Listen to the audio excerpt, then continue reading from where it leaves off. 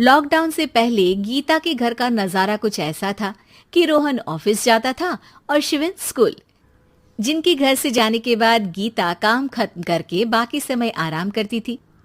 लेकिन लॉकडाउन के बाद ऑफिस और स्कूल घर में ही खुल गए और इससे गीता का हाल वो तो आपको देखने में ही मजा आएगा।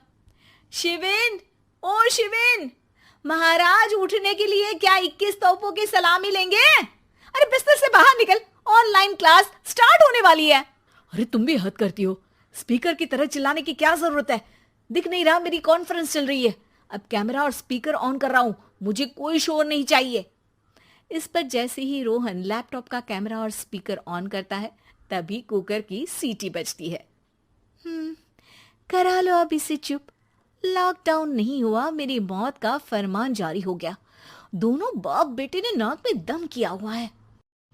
ऐसा बोलकर गीता वहां से शिविन के कमरे में पहुंच जाती है, जहां शिविन अभी भी सो रहा होता है। ओ आलसी, अब अगर 5 मिनट में नहीं उठाना तो आज तेरा गेम और यूट्यूब कैंसिल। माँ की बात सुनकर शिविन बिना 1 मिनट गंवाए उठ खड़ा होता है। उठ गया, अभी नहाकर भी आता हूँ। ये नाटक कहीं और, मुंह पर गीला कपड़ा मार और पढ़ने बैठ। शिविन की ऑनलाइन क्लास स्टार्ट हो जाती है, जिस पर गीता उसे वहां बिठाकर रसोई में चली जाती है। थोड़ी देर में उसे कमरे से कुछ आवाज सुनाई देती है, जिसे सुनकर वो कमरे में वापस आती है।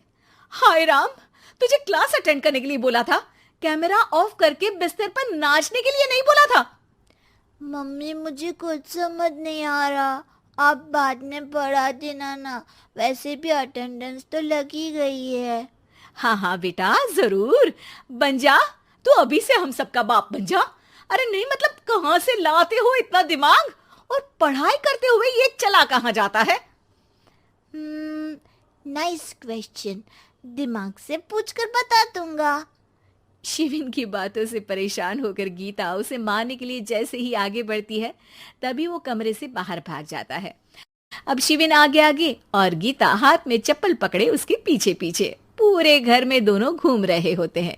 इसी बीच वो रोहन के पास पहुंच जाता है और शिविन को मारने वाली चप्पल रोहन के लैपटॉप पर जाकर गिरती है। ओए माँ! मम्मी, अब पापा को चप्पल मार रही हो? वो आज तक के रिपोर्टर, चुपचाप जाकर क्लास अटेंड कर ले, नहीं तो अगली तेरे पीछे लगेगी।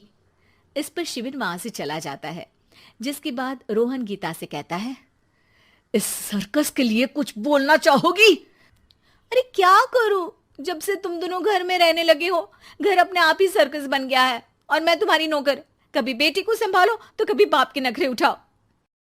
इन्हीं सब उथल पुथल में दिन बीतते रहते हैं, जिसमें हर रोज घर के अंदर कुछ नया सियप्पा खड़ा मिलता है, जो ज्यादातर शिविन और रोहन के ऑनलाइन स्कूल और ऑफिस से रिलेटेड ही होता है। एक सुबह, शिविन चल उठ, आज की क्लास जल्दी है। कैमरा ऑफ करके आप अटेंड कर लो। अरे ऐसे छित्तर पड़ेंगे, दादी नानी सब एक साथ याद आ जाएंगी। गीता की लाख मशक्कतों के बाद क्लास तो खत्म हो जाती है, लेकिन उसके बाद शिविन फोन इस्तेमाल करते हुए इंस्टाग्राम रील बनाने लगता है। रसोड़े में कौन था? तुम थी, मैं थी, कौन था? कौन था? हाँ, मैं गरीब हूँ। अरे ओ गरीब के बेटे, आजा, मैं बनाती हूँ तुझे गरीब। मैं बताती हूँ रसोड़े में कौन था।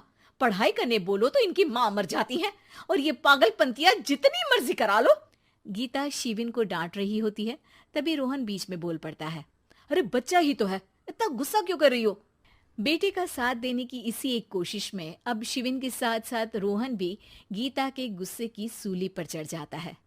अगर बेटे पर इतना ही प्यार आ रहा है तो इसे क्लास अटेंड क्यों नहीं कराते, इसका होमवर्क क्यों नहीं कराते? उस समय तो बहुत जल्दी मीटिंग आ जाती है, वो काम मैं करूं और यहाँ इस बेफिजुली की चीज में तरफदारी करके बन जाओ महान। हे भगवान, कोई तो इनके ऑफिस और स्कूल खुलवाओ, मैं इन्हें और घर में नहीं सह सकती। अरे कुछ और मांग लेती, क्योंकि तुम्हारी ये विश इस साल तो पूरी होने से रही, कोरोना। हाय नास पिटे ने जिंदगी ही बर्बाद कर दी। खाए कोई पचाए कोई, कल मुझे चुन चुन कर सबको मेरी बद्दुआ लगेगी। उन्होंने दुनिया का और इन बाप बेटे दोनों ने मेरा जीना मुश्किल कर दिया। गीता वहां से चली जाती है, जिसके बाद रोहन शिविन से कहता है, अरे तुम्हारी मम्मी इतनी भड़की हुई क्यों है? आपकी वजह से पूरा समय घर में रहते हो और उस पर कोई काम कराने की जगह बस ऑर्डर देते रहते हो। अच्छा बेटे, सारा इल्जाम मुझ पर? पूरा दिन तो वो तुम पर ही चिल्लाती है। हाँ, मतलब दोनों का 50-50 है, कुछ करना पड़ेगा। वो कहते ना, make the best out of worst. I have an idea. वैसे तुम्हारी माँ सही कहती है, बहुत जुबान चलाने लगे हो, कम बोला करो। अगली सुबह रोहन और शिवेन अपनी गलती को सुधारने के लिए गीता के उठने से पहले घर का आधा काम खत्म कर देते हैं, जिसे देखकर गीता खुश हो जाती है और फिर बाकी बचा काम वो तीनों मिलकर पूरा कर लेते हैं। जिसके बाद अब वो सब मिल बांट कर हर काम में एक दूसरे की मदद करते हुए लॉकडाउन का मजा लेने लगते हैं।